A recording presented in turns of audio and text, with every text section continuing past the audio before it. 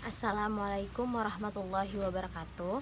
Perkenalkan, nama saya Vera Kasmita dari 12 IPS 3.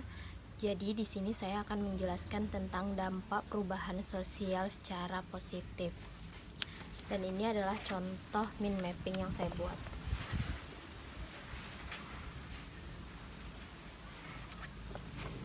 Dampak positif dari perubahan sosial ini sering disebut juga sebagai progres atau diartikan sebagai perubahan dari masyarakat agar menjadi yang lebih baik. Yang pertama ada reorganisasi. Reorganisasi adalah kelembagaan suatu masyarakat yang terdiri atas nilai atau norma masyarakat yang tidak berfungsi lagi atau memiliki guncangan atau pergeseran dari tradisional ke modern.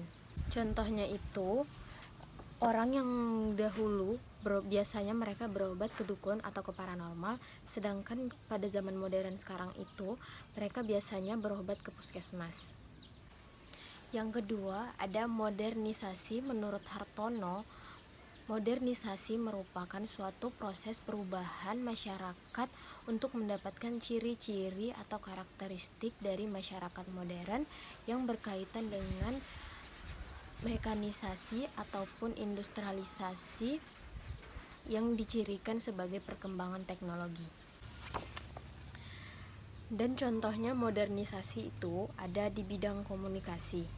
Orang dahulu atau zaman dahulu biasanya mereka menggunakan surat sebagai alat komunikasi, sedangkan zaman modern sekarang mereka menggunakan telepon genggam ataupun gadget agar lebih mudah berkomunikasinya. Yang ketiga ada kesejahteraan masyarakat meningkat. Kemudahan yang ditawarkan teknologi untuk memenuhi kebutuhan masyarakat. Menurut Skyver bahwa teknologi mengenai informasi untuk menggunakan daya material untuk memenuhi kebutuhan atau keinginan masyarakat. Contoh dari kesejahteraan masyarakat meningkat itu adalah adanya ATM yang mempermudah transaksi ekonomi untuk masyarakat. Yang keempat ada efisiensi dalam kehidupan masyarakat. Efisiensi sendiri adalah suatu kegiatan yang dinilai berdasarkan jumlah besar biaya yang digunakan untuk hasil yang diinginkan atau diharapkan.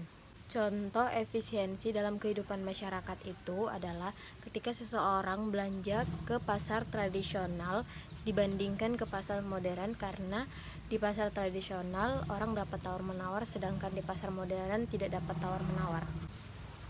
Yang kelima ada transformasi politik. Transformasi politik berkaitan dengan sistem atau struktur politik. Salah satunya adalah perubahan pada masa Orde Baru adalah demokratisasi.